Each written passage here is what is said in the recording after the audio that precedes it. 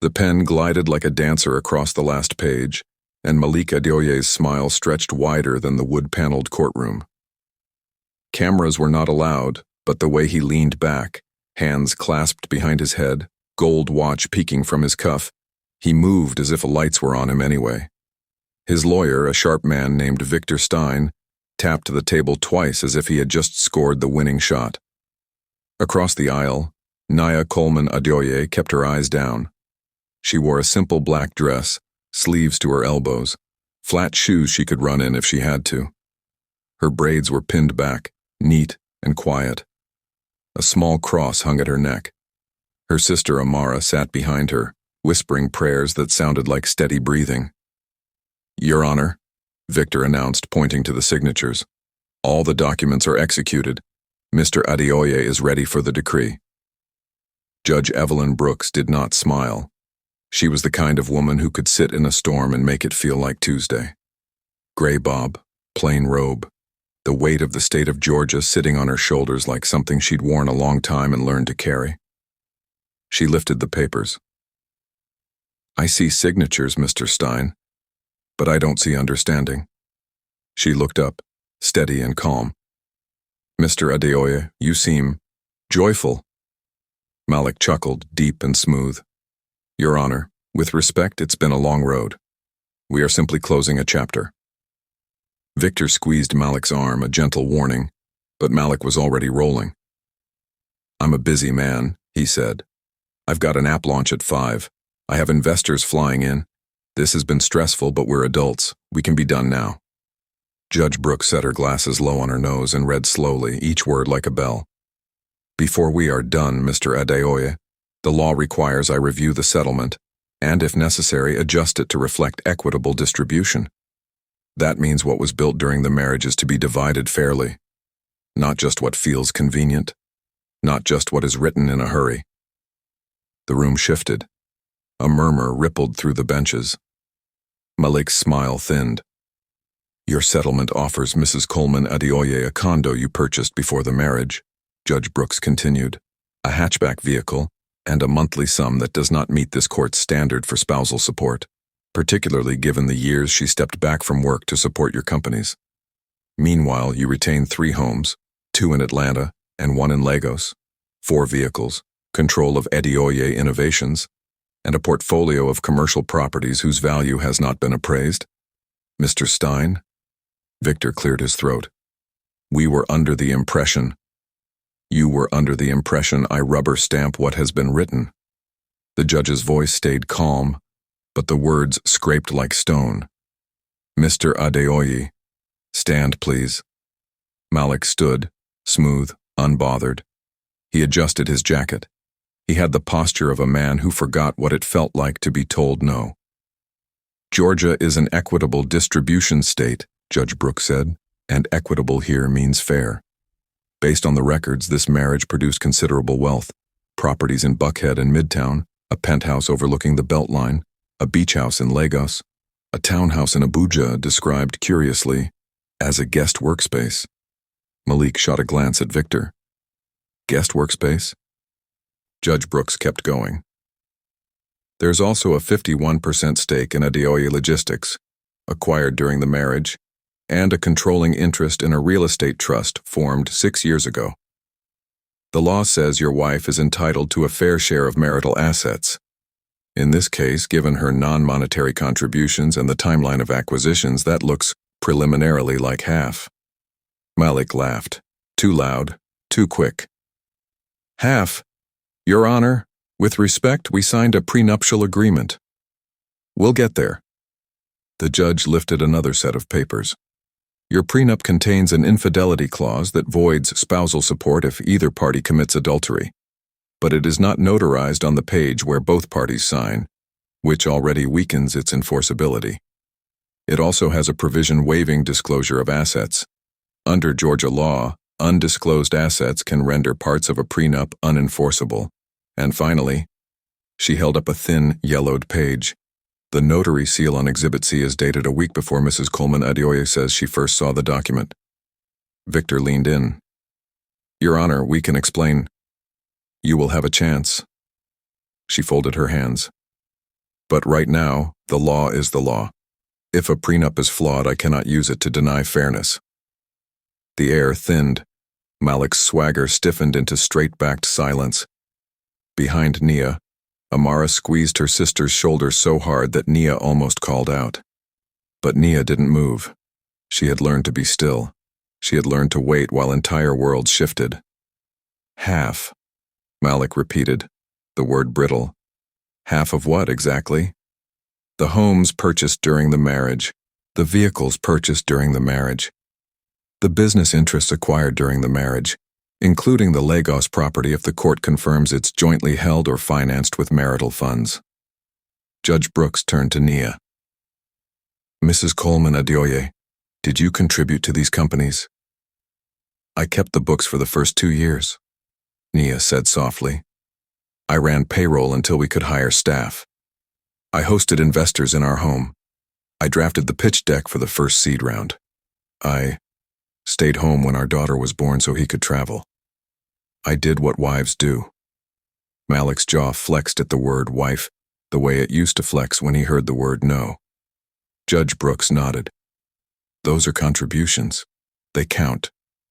Malik spread his hands. Your Honor, we're making a spectacle. Let's be realistic. What you're describing would break any man. I built Adeoye Innovations with my hands and nights without sleep. I'm the one who bled for this. Nia turned, not to face him, but to keep from crying. Victor whispered, Sit. Breathe. Judge Brooks didn't blink. Realism is not the same as fairness, and fairness is not the same as humiliation. She paused, letting the edges of her words cool. Now, about that prenup. Victor was ready. Your Honor, the notary is here to testify. Before he could finish, the bailiff stepped inside, a stout man with kind eyes and a faded scar along his cheek. He carried a slim envelope and a small black flash drive. Your Honor, he said, handing the items to the clerk. This just arrived from the subpoenaed bank. Malik watched the flash drive move like a small snake through the hands of the clerk to the judge's bench. He swallowed. Judge Brooks plugged the drive into a small laptop, glanced at the screen, and changed. Not her face, not her voice, but the air around her bent, tight and exact. She read. Then she sighed. Then she looked at Malik the way a mother looks at a child who says he didn't touch the cookie jar with crumbs all over his mouth. Mr. Adeoye, she said, voice even. Do you know an account ending in 7642 held at Sun Palm Trust in the Cayman Islands? Victor's hand slid off Malik's arm. Nia sat up straighter. The room suddenly had ears. Malik blinked. I don't recall the numbers of all my accounts. Of course. The judge nodded as if discussing a grocery list. The deposit history shows multiple transfers beginning about 8 months ago. These transfers came from Adeoye Logistics and from a real estate trust in your sister's name. She looked at a second page. One transfer in particular, $18 million, was initiated the morning after Mrs. Coleman Adeoye filed for divorce. The murmur in the courtroom grew teeth. Judge Brooks tapped her pen. Equitable distribution includes hidden or transferred assets. It includes assets shielded through family names if the court determines they were moved to avoid division. Malik tried a smile that didn't arrive. Your Honor, in our culture, I am familiar with cultures, Judge Brooks said, not unkindly. This court is familiar with human beings. Nia's hands were folded, but her fingers trembled. Somewhere in the back row, someone sniffed. It could have been Amara. It could have been an investor who came to see the man they thought could not be humbled. Judge Brooks closed the laptop. I am issuing a temporary restraining order on the disposition of all marital assets, she said. No sales, no transfers, no loans, no withdrawals beyond ordinary living expenses. Mr. Adeoye, you will provide a full and honest accounting of every account and entity in your name or under your control, directly or indirectly, over the past 3 years. Victor started to speak. The judge lifted a hand. Counselor, save it. We are not done. She turned to Nia. Mrs. Coleman Adeoye, you will retain temporary possession of the Midtown home and vehicle pending valuation. You will also receive a temporary support order. We will schedule appraisals of the properties in Atlanta and Lagos, and we will hear testimony regarding the trust. Malik exhaled, rough.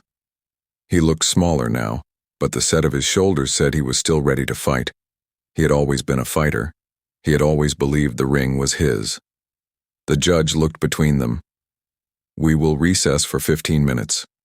When we return, we will address the prenuptial agreement. Mr. Adeoye, please remain available to the court officers. You are still under oath. She stood. The gavel did not slam. It clicked, polite and final. As people rose, Malik leaned toward Victor, whispering fast, urgent, angry. Nia stared at the empty chair where the judge had been and tried to remember to breathe. The room sounded like a sea. The bailiff approached Malik, gentle but firm. Sir, the judge asked you to stay close. Malik straightened, forcing his smile back on like a jacket. Of course, he said. I have nothing to hide. The bailiff nodded. Good. Because when we return, the court will also hear from Ms. Aisha Adeoye, your sister, regarding the transfer of your Sunbridge Motors shares 3 weeks ago, and from a witness prepared to authenticate a recorded phone call made from your number at 2:13 a.m., the night before the prenup was signed. Malik froze. Victor's pen slipped from his hand and clattered on the floor. Recorded call? Victor whispered. What call? The bailiff's eyes softened, but his words were flint. A call in which a voice, identified as yours, tells a notary, just stamp it and I'll bring the signatures tomorrow. The room went silent again, the kind of silence that carries a smell. Malik's smile died for good. Nia's cross felt heavy against her chest. 15 minutes had never felt so short. The bailiff gestured toward the side door where witnesses waited in the hall. He opened it, and there, standing behind a thin line of deputies, was a woman in a navy suit with braids like Nia's and eyes that did not blink. Aisha Adeoye stepped forward, lips pressed together, a folder clutched to her chest. She and Malik locked eyes. Mr. Adeoye, the bailiff said quietly, please take your seat. When we resume, the judge will ask a simple question. Malik swallowed. What question? The bailiff's voice was low, almost kind. Did you hide money from your wife? The hallway outside Judge Brooks's courtroom smelled faintly of lemon cleaner and coffee. The hum of vending machines and the squeak of old wheels on a janitor's cart filled in the quiet. Nia sat on a hard bench beneath a framed portrait of a former Chief Justice and watched the clock tick toward the end of recess. Amara rubbed Nia's back in slow circles, whispering, You're almost there, sis. Just a little more truth.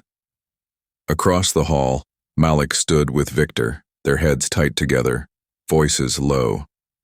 He kept glancing toward the witness door where his sister, Aisha, waited with that navy folder pressed to her chest.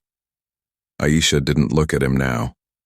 She stared at the scuffed tile, lips moving like she was praying for rain in a season of fire. It hadn't always looked like this. 2 siblings separated by a line of deputies, a wife sitting alone, and a man who once made everyone laugh standing like a statue losing its face to the weather.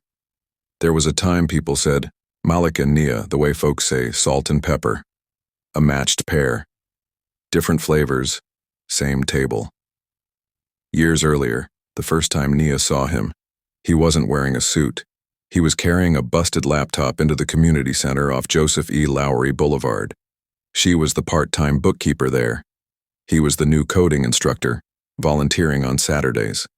He wore a threadbare Georgia State hoodie and jeans gone pale at the knees, and he talked to 12-year-olds about binary, like it was another language they already spoke and just needed to remember. You get what I'm saying? He told a kid who kept doodling rocket ships. Zeros and ones sound boring, but they make rockets fly when you arrange them right. It's the same with your life. Stack your choices like code. When class ended, he stayed to help a grandmother who had never used email find a message from her grandson stationed overseas. He wasn't slick then. He wasn't shiny. He was just focused. He made hard things sound like recipes. Naya wore a white blouse and navy slacks, her hair in box braids pulled into a ponytail. She watched him laugh with the kids and thought, that's a good man trying to build something. He caught her watching and smiled the shy smile he used to have before he learned how to smile for rooms that wrote checks. You keep the lights on around here, he said to her later, tapping the stack of receipts she was sorting. I keep the receipts from turning into monsters, she said. He grinned. That's what tech is for, killing paper monsters. They got Jolliffe at a tiny spot on Northside Drive and talked until the owner flipped the chairs onto tables. He told her about Lagos, the chaos, the beaches, the way his mother used to clap to scare goats out of the yard. She told him about her father who fixed cars and taught her how to wrap a headscarf tight enough to hold in a storm. They didn't fall in love all at once. It was more like a steady rain that fills the barrels. After a year, they married at a small church with fans on wooden sticks and aunties singing off-key with all their hearts. Malik promised to build a future with his hands. Nia promised to make a home that could hold a dream and a baby, and the kind of arguments that end in understanding. The first years were a hustle. Malik taught classes in the mornings and coded all night. Nia worked numbers until her eyes blurred. They shared a desk, a bed, and a Google Calendar. When his first app, a simple tool that helped barbershops manage bookings, sold to a regional chain, they danced in the kitchen with their shoes off and their hands up like praise. People started calling Malik a founder. He got invited to panels where men in blazers asked about disruption. Nia stood at the back of those rooms with a thermos of ginger tea and extra slides for the pitch deck. She added commas where he left them out, smoothed fonts, turned his ideas into sheets investors could see. When he forgot to sleep, she set alarms. When he forgot to eat, she put bowls of stew next to his keyboard. When deals were made in their living room, she held their baby in her lap and nodded at all the right times. Success made their life louder. A second app, a third. A move to a bigger apartment, then a townhome, then a house with a lemon tree that never produced lemons but looked like it might.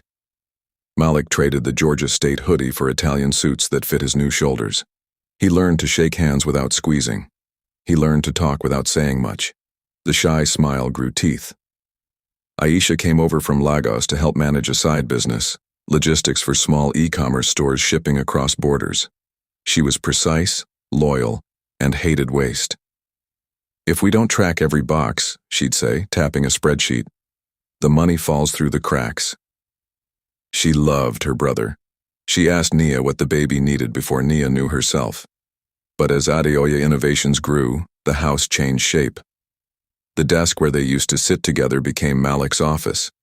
The whiteboard where they wrote weekly goals became a boardroom wall with motivational quotes in vinyl letters. The ginger tea was replaced by cold brew. The living room fills shifted from investors to influencers. Laughter stayed, but it echoed differently. Nia tried to keep up. She did. But after their daughter Zoe was born, she stepped back. One night, while rocking Zoe in a dark room lit by a baby monitor's soft glow, she heard Malik downstairs, talking to his team about burn rates and runway and brand partnerships with a rhythm that didn't include her name anymore. When Zoe was 3, Nia noticed another change. Malik's phone started living face down. He worked late more often and came home smelling like hotel air. He talked about Lagos trips that didn't show up on the shared calendar. He introduced advisors who asked Nia if she ever planned to get back to real work. That one cut deep. She started praying longer before bed. The night the prenup first came up, Malik was tired and sharp. It's standard, he said, sliding papers across the table like a bill. We're restructuring. Investors want everything clean. You want me to sign a paper that says if you wander, I lose? Nia asked, reading lines that didn't feel like English. The notary was a friend of a friend, a woman who kept checking her watch and calling Malik boss. It protects us, Malik said, even as his eyes slid past hers. It protects Zoe. Nia didn't sign that night. She prayed instead. She asked God for wisdom, and the answer didn't come in thunder. It came in patience and questions. The next day, she asked for full disclosure of assets before she'd put her name on anything. Malik laughed like she had told a joke on herself. "You don't trust me?" he asked, wounded like a boy with a scraped knee. "I trust God," she said, "and God likes light." The days that followed were a mix of sweetness and shadow. Malik bought flowers. He took Zoe to the zoo. He posted pictures of the three of them on a boat with a caption about family being the only startup that matters. And then he took a call at 2:13 in the morning that Nia didn't hear because she was asleep with a feverish child in her arms. When she finally filed for divorce, it wasn't because of one thing. It was because she woke up one morning and realized she had been shrinking herself to fit inside a story that didn't have room for the truth. She hired a quiet lawyer who spoke like a teacher, gathered bank statements and old emails, and told Amara everything because secrets had already taken too much. Now in the courthouse hallway, the weight of all those days pressed on her like a hand. She could feel the shape of her life changing, even if she couldn't see the final outline. She stared at the door to the courtroom and thought of the judge's steady eyes, of the flash drive, of the word half hanging in the air like a bell no one could unring. Victor told Malik, "We can argue the Cayman transfers are legitimate. We can say the sisters' trust is independent.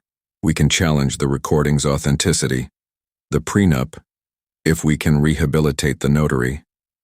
"It wasn't supposed to get this far," Malik muttered. He rubbed his temple like he could erase the last 8 months with his thumb. Nobody was supposed to look. "That's the thing about courts," Victor said softly. "They look." Aisha shifted near the witness door. When she finally raised her eyes, they landed on Malik's and held. There was history in that look. Shared rooms, shared rice, shared childhood fights, and grown-up reconciliations. She gave the smallest shake of her head, almost nothing, but it carried a sentence. "Don't make me do this." The bailiff stepped out and called, "All rise in 5. People crushed cups and tossed napkins. Shoes scuffed. Voices dropped. Amara leaned to Nia's ear. "You know," she whispered, "Mama used to say a storm is only loud on the roof. Inside you can still hear your own breath." Nia nodded. She placed her palm on her chest and felt the slow drum of it. She was not a fighter like Malik. She did not swing. She stood. She waited. She told the truth. The double doors opened. The courtroom swallowed them again. Judge Brooks returned to the bench and sat. The gavel clicked like a key turning in a lock. "We will resume," she said. "Call the first witness." The clerk called, Ms. Aisha Adeoye. Aisha walked to the stand. She placed her left hand on a worn Bible and raised her right, her voice steady as she swore to tell the truth. When she sat, she didn't look at Malik. She faced the judge like a student determined to pass. "Ms. Adeoye," Judge Brooks began, "we'll start simple. Did you receive instructions from your brother to transfer any shares, funds, or assets connected to Adeoye Logistics or affiliated entities within the last 9 months?" Aisha exhaled like she had been holding that breath since she arrived. She opened the Navy folder. Inside were printed emails, bank confirmations, and a single photograph, a screenshot of a chat with a contact saved as M. The courtroom leaned forward without meaning to. "Yes, Your Honor," Aisha said, her voice clear. "I did." The room tightened. Malik's jaw clenched until a small muscle jumped. Victor scribbled a note he didn't need to write. "And," Aisha continued, sliding a paper to the clerk, "I did not do it alone." Judge Brooks looked up. "Explain." Aisha swallowed. "I did it because a person we trusted told me it was necessary. A person who said they were protecting the company, protecting our family." She paused, eyes finally moving, not to Malik but to the gallery, past Nia, past Amara, to a row of suits where 3 investors sat stone-faced. Her gaze stopped on the man in the middle, a silver-templed advisor who had once toasted Malik with champagne and called him the future of African tech. Aisha's voice did not tremble. "Your Honor," she said, "the instructions came from my brother, and from someone else. And if I say his name, This courtroom will need a second restraining order. The courtroom air felt heavier as Aisha's words sank in. Every whisper, every cough seemed to echo. Judge Brooks leaned slightly forward, her pen frozen above her notes. "Ms. Adeoye," she said calmly, "please state the name of the individual you claim was also involved." Aisha's lips pressed tight for a moment. She opened the Navy folder wider, sliding out a sheet with highlighted lines. "His name is Leonard Marks," she said at last. "Senior advisor to Adeoye Innovations. He was the one who told me to move the shares into the trust. He said it was the only way to keep investors from panicking when the divorce papers were filed." Gasps broke out in the gallery. Heads turned toward the silver-haired man in the middle row. Leonard sat stone still, adjusting his tie, but his jaw flexed with the faint twitch of someone caught unprepared. Judge Brooks didn't blink. "Mr. Marks, you are not on the witness list. However, this testimony directly implicates you. The court will address whether we need to hear from you under oath later. For now, Ms. Adeoye, continue." Aisha nodded.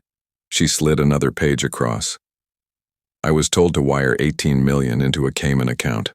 My brother signed the authorization, but Mr. Marks was the one who prepared the paperwork and gave me the routing details." Victor leaned into Malik's ear, whispering furiously. Malik didn't respond. His eyes locked on his sister with a mixture of betrayal and disbelief, the same way he once looked at a banker who tried to charge him double interest. Nia sat still, but inside her chest, her heart hammered. She had known Malik was hiding, but she hadn't imagined the layers: his sister, his advisor, offshore accounts. It was like peeling an onion that never ended. Judge Brooks stacked the papers neatly. "Thank you, Ms. Adeoye. Remain available. We may recall you." She turned her gaze to Malik. "Mr. Adeoye, would you like to respond to your sister's testimony?" Malik rose slowly, adjusting his jacket. His smile was back, though thinner now. "Your Honor, with respect, family is complicated. My sister has always been cautious. She might have misunderstood instructions. I never intended to defraud this court or my wife. The Cayman account." "Mr. Adeoye," the judge cut in, "be very careful with your next words. You are under oath." The smile faltered. "The account was created for business purposes," he said at last. "Expansion into foreign markets requires flexibility. Yes, I authorized transfers, but they were not intended to cheat anyone. My advisors," he glanced at Leonard, "handled the specifics." Leonard's eyes narrowed, but he stayed silent. The judge leaned back, folding her hands. "Flexibility is not an excuse to conceal assets during a divorce. This court will not be used as a stage for clever accounting tricks." A murmur rippled again. Some people in the back row actually nodded, as if the judge had just spoken their own frustrations aloud. Nia kept her hands folded on her lap. For the first time, she allowed herself to look at Malik fully. She saw not just the man she married, but the empire he built on shadows. A man who thought nothing could touch him. And now, piece by piece, the walls were falling. The judge tapped her pen. "We will move to the prenuptial agreement next. Call the notary." The clerk called out a name, and a middle-aged woman stepped forward, clutching her purse. Her eyes darted around nervously. She placed a trembling hand on the Bible, swore the oath, and sat down. "Ma'am," Judge Brooks began, "please explain the circumstances under which you notarized Mr. and Mrs. Adeoye's prenuptial agreement." The woman cleared her throat. "It was, late at night. Around 2 a.m. Mr. Adeoye called me. He said he needed a quick favor, just a stamp. I asked if both parties had signed. He said they would bring the signatures later. She swallowed. "I stamped it anyway. I know it was wrong." A sharp intake of breath shot through the room. Victor covered his face with his hand. Malik stiffened, staring straight ahead, as though he hadn't just been thrown under a bus. Judge Brooks's voice carried iron now. "So you notarized a document without the parties present, and without their signatures?" Yes, Your Honor, the woman whispered. Then this prenuptial agreement is legally worthless, the judge said flatly. It cannot stand in this court. Nia closed her eyes. She felt Amara's hand squeeze hers. For the first time, she allowed a small breath of relief to slip through. Malik, however, leaned forward on the table, voice raised. Your Honor, you can't just dismiss years of work, of sweat, of risk because of a technicality. I built everything. Judge Brooks fixed him with a steady gaze. No, Mr. Adeoye, you built everything with someone, that's the law. And if you didn't want the law to see it, you shouldn't have hidden it. The words landed heavy. Even Leonard shifted uncomfortably.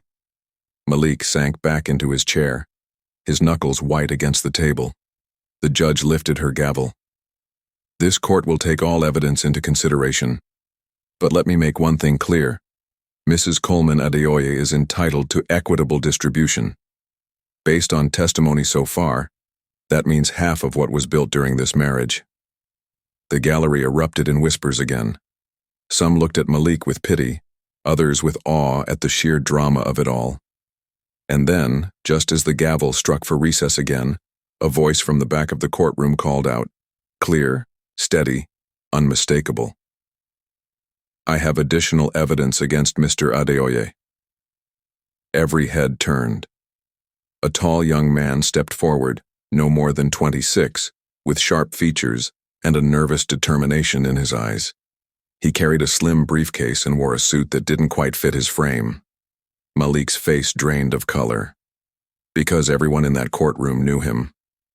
It was Tunde, Malik's former protege, the young man he once called his shadow, the coder he mentored in those early days at the community center. And now, here he was, walking toward the witness stand with a folder that could either save Malik or bury him for good. The bailiff moved quickly, stepping between Tunde and the witness stand. Sir, state your name for the record, he ordered. The young man straightened, his hands gripping the slim briefcase as though it contained his heartbeat.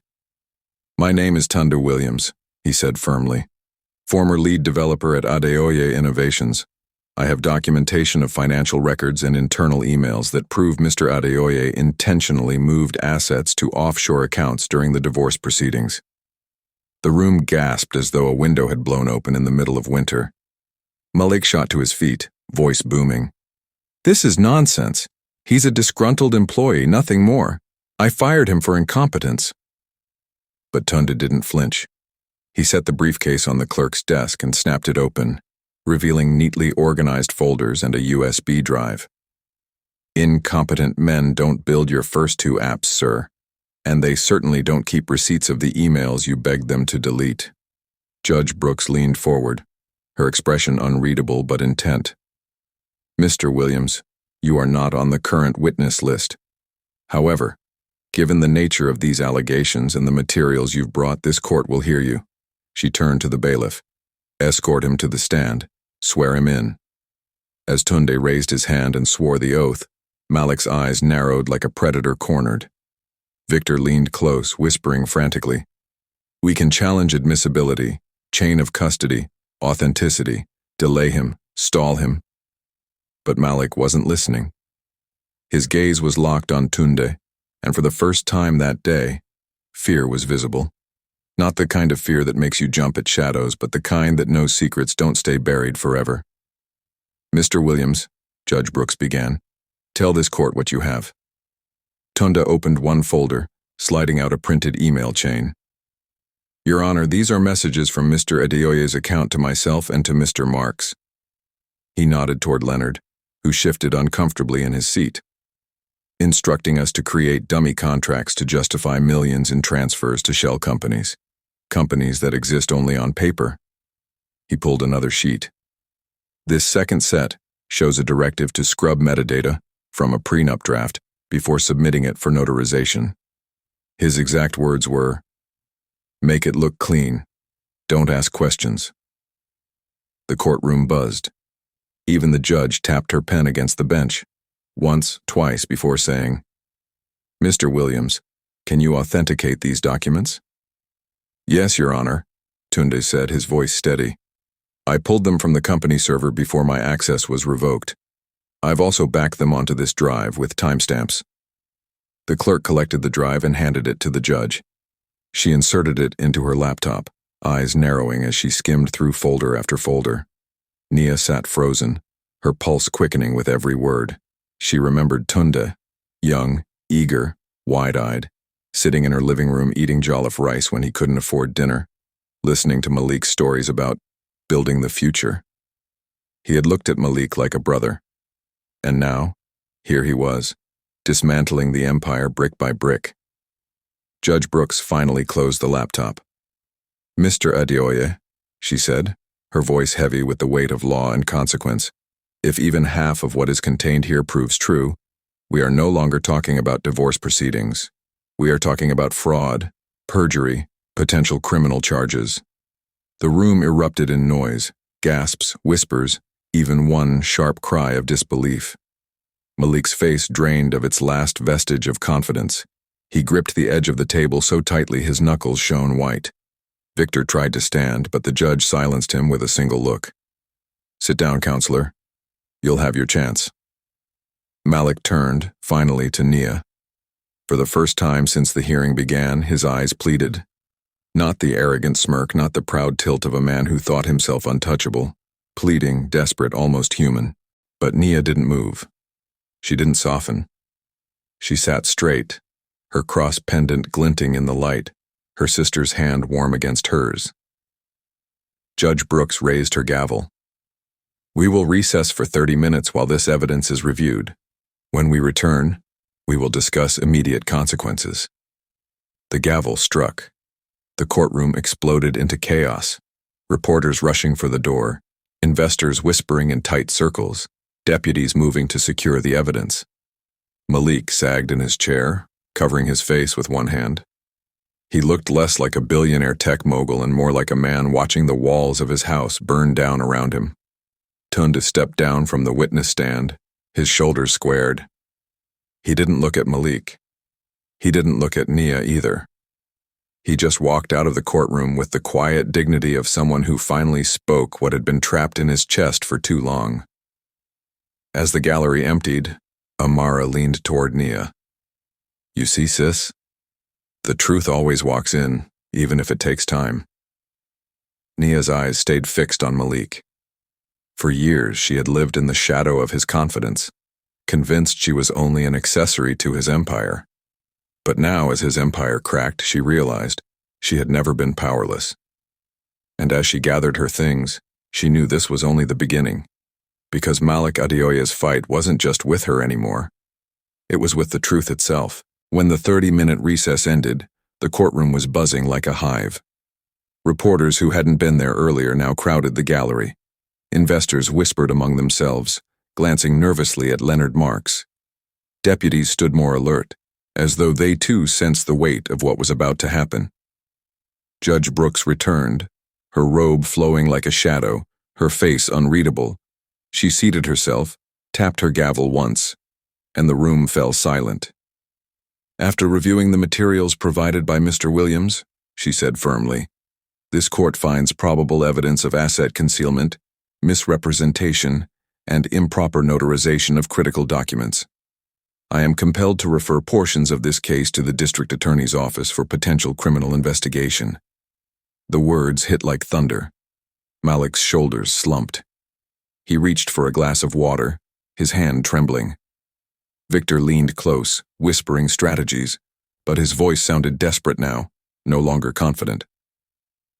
The judge continued, "For purposes of this divorce, I will proceed with the assumption that substantial assets have been concealed and transferred improperly. Therefore, all marital assets, including those hidden offshore, will be subject to equitable distribution. Mr. Adeoye, as of this moment, half belongs to Mrs. Coleman Adeoye." The gallery gasped. Someone clapped before quickly stopping. Malik slammed his hand against the table. "Half? Do you understand what you're saying? Years of my work, my sweat, my—" Judge Brooks cut him off. "Do not raise your voice in my courtroom. You may believe this is your empire alone, but the law is clear. Mrs. Coleman Adeoye contributed to this marriage and its wealth in ways both financial and non-financial. You would not stand where you are today without her sacrifices. For the first time, Malik was silent. His lips parted, but no words came out. His eyes darted toward Nia, searching for something: mercy, softness, forgiveness. But she kept her gaze steady, her hands folded in her lap. Mrs. Coleman Adeoye, Judge Brooks said, turning to her, "Do you have any final statements before I issue my ruling?" Nia stood slowly. Her knees trembled, but her voice did not. "Your Honor, I didn't come here to destroy Malik. I came here because I wanted the truth to be seen. I gave years of my life to him, to our child, to building what he dreamed of. And while he was hiding money, I was hiding my hurt. I don't want revenge. I just want fairness, for me and for Zoe." Her voice cracked on her daughter's name, but she didn't look away. Judge Brooks nodded, her expression softening for just a moment. Fairness is exactly what the law is here to provide. The gavel came down. This court orders that all marital assets, domestic and foreign, be divided equally. Mrs. Coleman Adeoye will retain the Midtown property and a 50% share of Adeoye Innovations, Adeoye Logistics, and all related holdings. Furthermore, due to evidence of fraudulent transfers, Mr. Adeoye is barred from making further financial moves until a forensic audit is complete. The room erupted again, louder this time. Some gasped, some whispered in awe. Others simply stared at Malik as if watching a titan fall. Malik rose to his feet, fury flashing in his eyes. "This isn't over," he hissed, his voice low but venomous. "You think you've won, Nia? You think the law can take everything from me?" Nia didn't flinch. She looked at him calmly, her voice quiet but piercing. "I didn't take anything, Malik. You gave it away the day you forgot who you were fighting for." The deputies moved toward him, cautious but firm. Victor tugged at his sleeve, whispering, "Sit down before you make it worse." But Malik's anger boiled over. He turned, pointing a finger at Tunde, who sat in the back row now, quiet but resolute. "And you, traitor, you were nothing before me, nothing. Don't think this makes you a man." Tunde met his glare without blinking. "I'd rather be a man who tells the truth than one who hides behind lies." The gallery stirred again, murmurs rising like a wave. Leonard Marks, shifting uneasily, stood suddenly. "Your Honor, But Judge Brooks raised a hand. "Sit down, Mr. Marks. You will have your turn." Leonard sank back into his seat, sweat beating at his temple. Malik's chest heaved, his pride wounded, his empire crumbling in real time. But beneath the anger, there was something else flickering in his eyes, a shadow of fear. Fear of what losing half meant. Fear of the investigations that would follow. Fear that his carefully crafted image of power would never recover. Judge Brooks gathered her notes. "Court is adjourned for today. We will reconvene next week for audit findings. Mr. Adeoye, remember, you are bound by this court's orders. Any violation will result in immediate contempt charges." The gavel struck, chairs scraped, voices rose. The courtroom emptied slowly, but Malik remained seated, staring blankly at the table as if his reflection might give him an answer. Nia, holding Amara's hand, rose quietly. She turned once to look at him. Not with malice, not even with triumph, but with the clarity of someone who had finally been seen. For the first time since this battle began, Malik didn't look like a giant. He looked like a man who had thought himself untouchable, only to learn that even empires built in the dark can crumble in the light. But deep down, Nia knew this wasn't the end. Because men like Malik don't surrender. They scheme, they plan, and they wait for their chance to strike back. The courthouse steps were crowded with reporters. Microphones pushed forward. Cameras clicked like 1,000 shutters opening at once. "Nia, how do you feel about today's ruling? Mr. Adeoye, is it true you hid millions offshore? Do you have a comment about possible fraud charges?" Nia shielded Zoe's picture on her phone from the flashing lights and kept walking. Amara guided her like a shield, her voice firm. No comment, no comment, please step back. Behind them, Malik emerged flanked by Victor and Leonard Marks. His jaw was tight, but his smile was back. Sharp, calculated, dangerous. He waved at the cameras, playing the role he had perfected over the years. This is not the end, he said smoothly. This is just the beginning.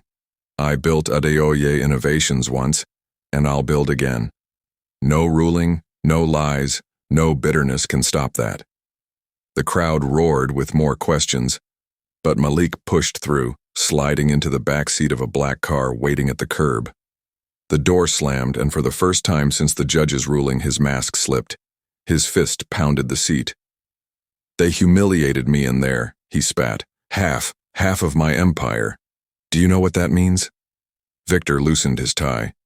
It means you need to keep your head down until the audit. Any reckless move now. Don't lecture me, Malik snapped. He turned to Leonard. We need to start moving again. Quietly. If the court thinks they've frozen everything, fine. But there are doors they don't know exist. Leonard hesitated, his voice low. Malik, today wasn't just about losing money. The DA might come after you. Those emails, those transfers, they won't just vanish. I don't care about the DA, Malik growled. I care about Naya. She thinks she's won. She thinks she can walk away with half of what I built. His voice darkened. No, she'll regret ever stepping into that courtroom. The car sped off, and the city swallowed them. Back in her midtown apartment, Nia tucked Zoe into bed. The little girl slept peacefully, her curls spilling across the pillow, her tiny hands clutching a stuffed giraffe. Nia kissed her forehead, whispering, Mama's here. You're safe. But as she sat at the edge of the bed, staring at the glow of the nightlight, doubt crept in. Was she really safe? Malik had looked at her with something more than anger, something colder. Amara entered quietly, carrying 2 mugs of tea. You did good today, she said, handing one over. Mama would be proud. Nia managed a smile. I don't feel like I won anything. I feel like I've just woken up in the middle of a storm. Amara sipped her tea, her eyes sharp. Storms don't last forever. But you better be ready, because Malik is not the kind of man to accept defeat. Nia nodded slowly. I know. Meanwhile, Malik sat in his private penthouse staring out at the city lights. Leonard stood nearby, uneasy. You'll get yourself buried if you keep pushing, Leonard warned. The judge is watching. The DA is circling. Investors are already spooked. But Malik's eyes glittered with something dark. They think they've seen all my cards. They haven't. Do you think I built this empire by following rules? No. I built it by knowing when to bend them until they broke. He poured himself a glass of cognac, swirling it slowly. Nia thinks she's taken half. But what if half of nothing is still nothing? Leonard frowned. What are you saying? Malik smiled thinly. If the empire burns, she burns with it. If I can't have it all, then neither can she. Leonard took a step back, uneasy. Malik's voice had changed. It wasn't just about business anymore. It was personal, dangerous. A storm gathering with no clear path but destruction. The next morning, Nia woke to a flurry of messages. Her phone buzzed with notifications.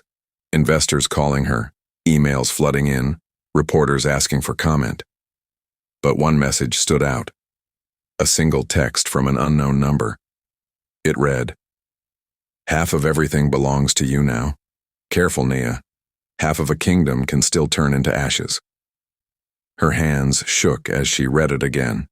She knew who had sent it. She knew exactly what it meant. And as she looked at Zoe sleeping peacefully in the next room, Nia realized her fight with Malik wasn't over. It was only beginning. The text lingered on Nia's phone screen like smoke. She stared at it long after Zoe left for school, long after Amara whispered prayers under her breath and warned her not to answer. But Nia knew Malik.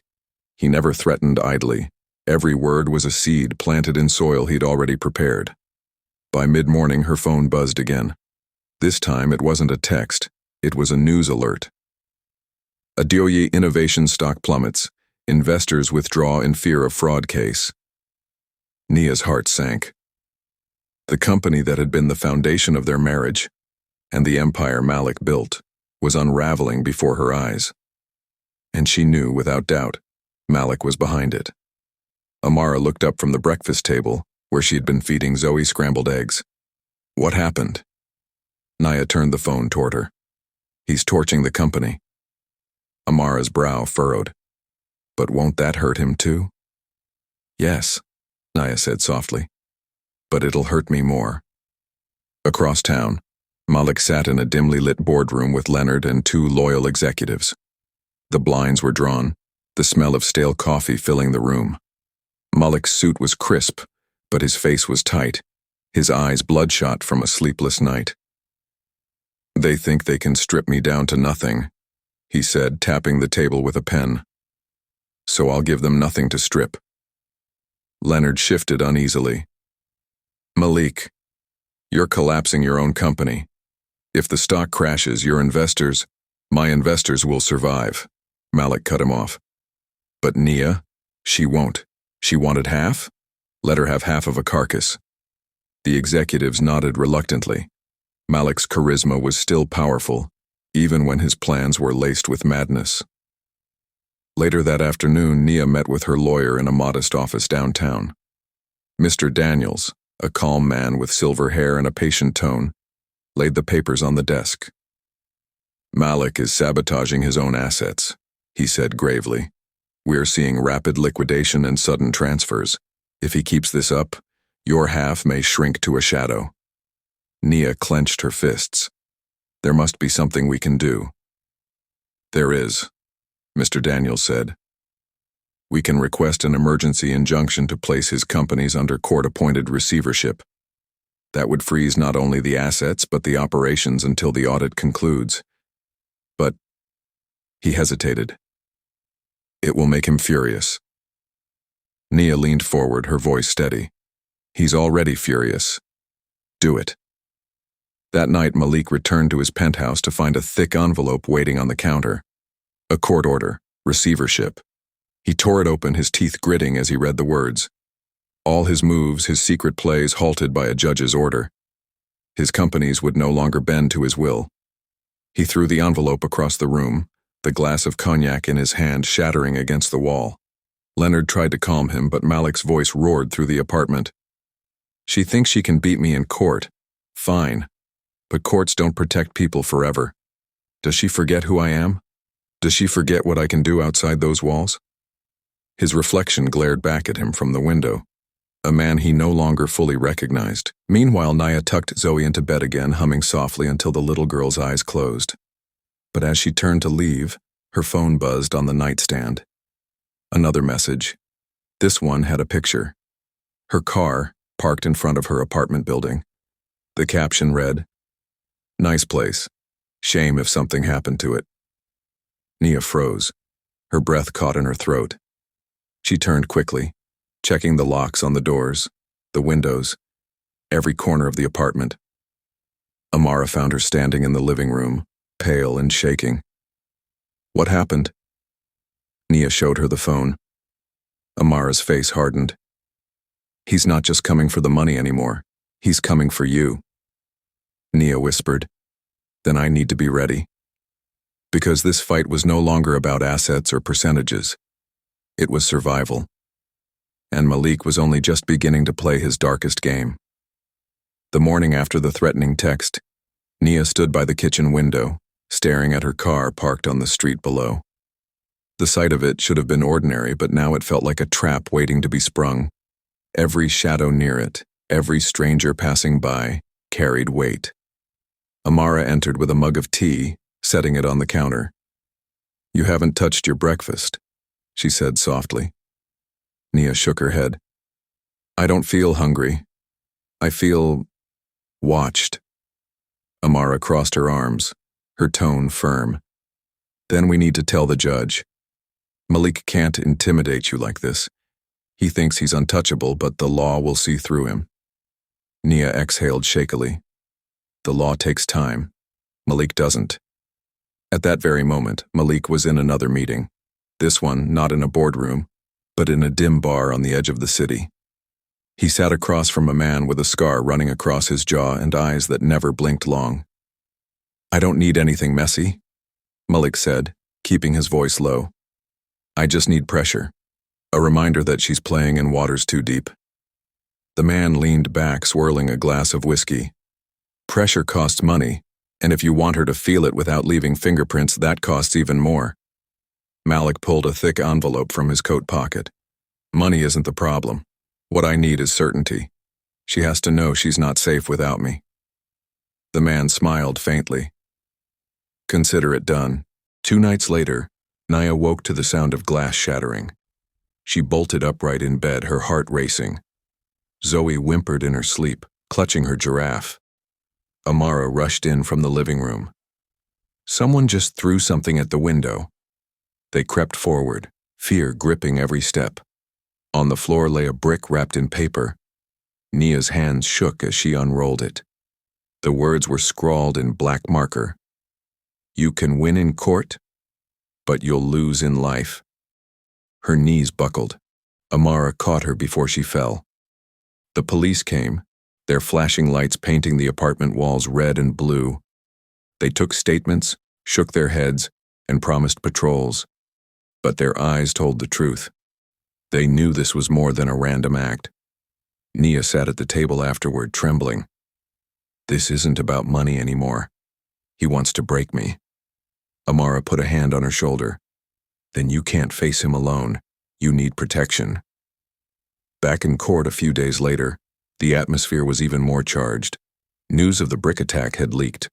Reporters asked if Malik was behind it. He brushed it off with his trademark smile. "People love a good scandal," he said to the cameras. "But I'd never harm the mother of my child. This is just noise." Inside the courtroom, however, Judge Brooks's patience was thinning. "Mr. Adeoye," she said firmly, "while we cannot directly tie these incidents to you at this moment, the court will not tolerate any attempt to intimidate or endanger Mrs. Coleman Adeoye or her child. Consider this your warning." Malik's jaw flexed, but he bowed his head respectfully. "Yes, Your Honor." But the smirk that tugged at his lips told a different story. That afternoon, after the hearing adjourned, Nia gathered her papers. Suddenly, Malik was beside her, his cologne sharp, his voice low. "You think these judges, these lawyers can protect you forever?" He whispered, his tone calm but venomous. "You're mine, Nia. You'll always be mine. Half or not, you only breathe because I let you." Nia froze, fear and fury battling inside her. Amara stepped forward, glaring. "Back away from her." Malik's smile widened. "Or what? You'll pray me into a corner?" Deputies intervened, separating them, but the damage was done. Malik had spoken his truth in that moment. Not in contracts, not in boardrooms, but in raw threat. And for the first time, Nia understood that this wasn't only a legal fight. It was a war. And Malik wasn't afraid to get blood on his hands. The days after Malik's whispered threat crawled by like hours stretched thin. Nia barely slept. Every sound outside her apartment felt like footsteps coming closer. Every buzz of her phone made her heart lurch. But she wasn't helpless. She had Amara, steady as a rock, and Mr. Daniels, her lawyer, who pushed the court to tighten the protective order. Deputies now escorted her from the courthouse to her car. Still, fear pressed against her chest like a weight she couldn't lift. One evening, as Zoe played with blocks on the carpet, Nia sat across from Amara, her tea untouched. "How long can I live like this?" she whispered. "Watching shadows, jumping at every sound. This isn't freedom, it's prison." Amara leaned forward. "Then you stop letting him write the story. You fight back harder. Malik only wins if you stay afraid." Nia looked at her sister, eyes wet. "But if I push too hard, he'll snap. And if he snaps..." Her gaze shifted to Zoe, who was humming to herself. "He won't care who gets caught in the storm." Meanwhile, Malik was unraveling. In a private suite at the Ritz-Carlton, he met with Leonard Marks and 2 remaining allies. The curtains were drawn, the room heavy with cigar smoke. Malik's phone buzzed with missed calls, investors pulling out, board members resigning, partners demanding answers. Leonard set down a folder thick with reports. "You've lost half your board, Malik. The auditors are circling. If you don't back off and cooperate with the court, they'll tear down everything. You won't just lose half, you'll lose it all." Malik's laugh was cold. "You think I care about their boardrooms and audits? Let them come. I'll burn this empire before I hand it over to Nia." Leonard swallowed. "If you keep talking like this, you're not just fighting her, you're destroying yourself." But Malik wasn't listening. His eyes gleamed with a dangerous calm. "If she wants half, I'll make sure there's nothing left to take. Not money, not property, not peace." 2 nights later, the threat turned real. Nia returned home with Zoe after a day at Amara's office. As she unlocked the apartment door, she noticed the hallway lights flickering. The air smelled faintly of smoke. Her stomach dropped. Inside, the living room was chaos. Papers scattered, drawers overturned, the window cracked open. Someone had been there. Zoe clutched her giraffe tighter, whispering, "Mommy?" Nia pulled her close, her voice steady though her hands trembled. "It's okay, baby. Mommy's here." Amara rushed in behind them, gasping. "They broke in. He's escalating." On the floor near the window lay another message, written in bold black ink on a torn piece of paper. "Half is not enough. I'll take back everything." Nia's breath caught. This wasn't just intimidation anymore. Malik was declaring war in her own home. The police came, filed another report, shook their heads. "We'll step up patrols," one officer said, but his tone carried no conviction. That night, Nia and Amara packed bags. They moved to a safe house arranged by Mr. Daniels, an apartment under a different name, away from the glare of reporters and Malik's reach. But Nia knew running was only temporary. Malik wouldn't stop. And as she lay awake with Zoe curled beside her, she realized the truth. If she didn't stand her ground soon, Malik would destroy not just her finances, not just her safety, but her very soul. Back in his penthouse, Malik poured himself another drink, staring out over the city. Leonard tried one last time. "You're going too far, Malik. If the DA ties these threats to you—" "They won't," Malik snapped. He held up his glass, smirking. "Because they think I'm too smart to get my hands dirty.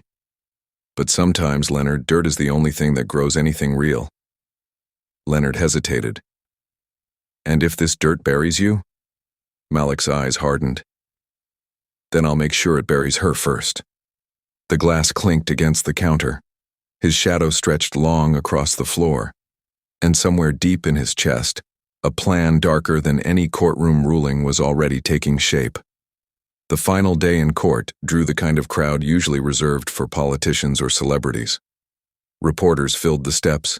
Cameras whirred and whispers spread like wildfire. Would Malik Adeoye lose everything today? Would the DA press charges?